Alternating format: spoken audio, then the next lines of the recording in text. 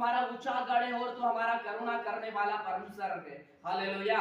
एक बात यह है, जब अपन अपने जीवन से कुछ गलतियां भी कर लेते तो हमारा भला परमेश्वर हमको वापस गले से लगाता और वापस हमें सही मार्ग के ऊपर चलने को परमेश्वर हमें कहता है। Hallelujah, hallelujah.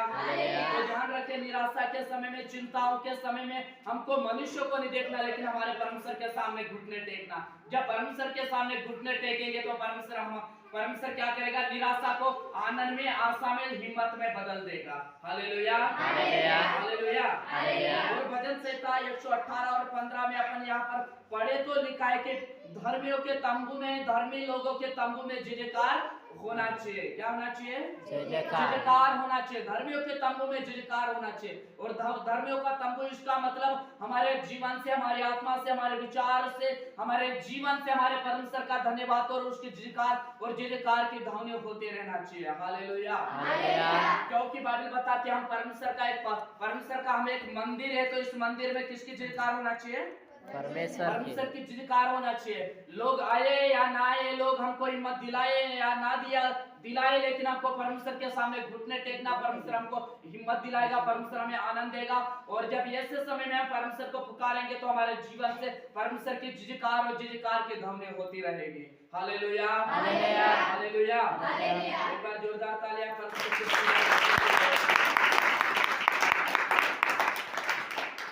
और ये बातें सच है, जब लोग अपन को छोड़ देते हैं और जब अपन निराशा में गिर जाते हैं तो कोई हमको हिम्मत दिलाने वाला नहीं है। लेकिन निराशा के समय में हमको किसी के सामने घुटने टेकना, सिर्फ हमारे परमेश्वर के सामने घुटने टेकना है। क्योंकि ये परमेश्वर कहता है कि जन्म देने वाली माता छोड़ सकती है, लेकिन मैं तुम्हारा चरित्र को, मैं तुम्हारे रूप को अपने हथेली पर बना के रखा। मैं तुमको कभी भूल नहीं सकता, मैं तुमको कभी छोड़ नहीं सकता हूँ, मैं तुम्हारे संग रहूंगा। हालेलुया।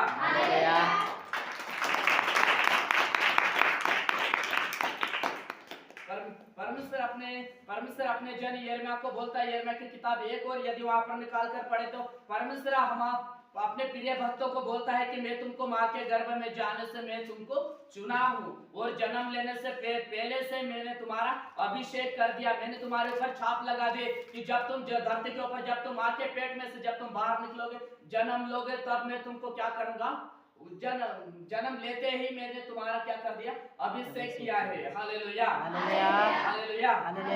माँ के गर्भ में रचने से पहले मैंने तुझ पर चित्त लगा दी, जन्म लेने से पहले मैंने तेरा अभिषेक किया है। तो जब अपन इस धरती के ऊपर जन्म लेते हैं तो हम परमेश्वर के अनुग्रह में रहते हैं, और अपन जब जन्म लेते हैं और इस धरती के ऊपर जब अपन जीवन बिताते तो परमेश्वर ने हमको पहले चुन लिया ताकि हम हमारे जीवन के द्वारा हम अपने परमेश्वर और बनाने वाले परमेश्वर की महिमा कर सके। हालेलुया।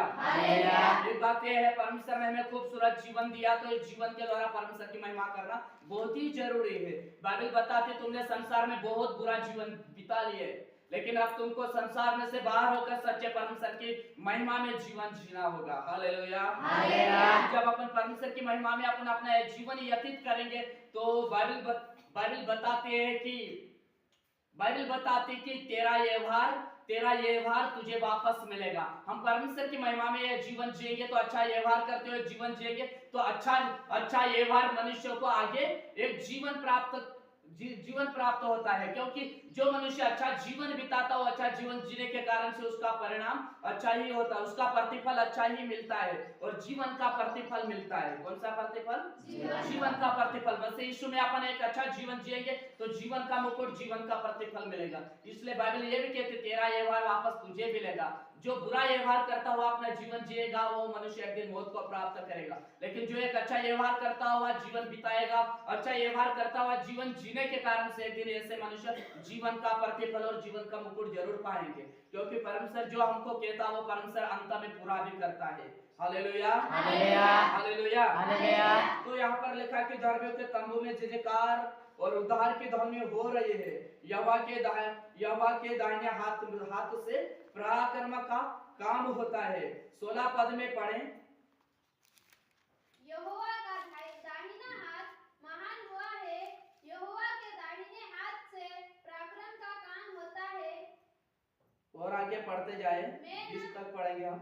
मैं न मरूंगा वरन जीवित रहूंगा और परमेश्वर के कामों का वर्णन करता रहूंगा। बस यहाँ पर परमेश्वर का जन बोलता है कि मैं कभी नहीं मरूंगा वरन जीवित रहूंगा। क्यों जीवित रहूंगा? क्योंकि मैं परमेश्वर के काम की ओर में अपने मन को लगाता रहूंगा। हालेलुया।